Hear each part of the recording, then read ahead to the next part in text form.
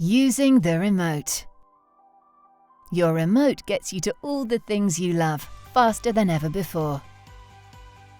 The home button takes you to your home screen, where you'll find a range of shows, movies and apps you can enjoy on Sky Glass. As you explore what's available, use the back button to take you to the previous screen. To get back to what you were watching, press Home and select Currently Playing. When you're watching TV, you can use the up and down buttons to quickly switch to the next channel in the TV guide. Distracted while watching TV?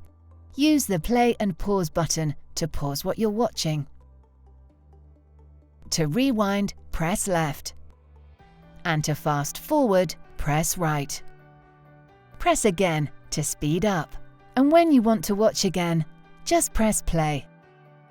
To skip to a particular part of a show, press and hold left to move backwards, or right to move forwards. The playlist button is a handy way to save anything you want to watch later to your playlist. To use voice control, press and hold the voice button while speaking into the top of your remote. Go to Sky Atlantic. Rewind 30 seconds. Go to My Playlist. Pressing the Options menu button helps you change settings such as subtitles and audio description. Staying up late? Night mode will reduce the volume and extreme sounds.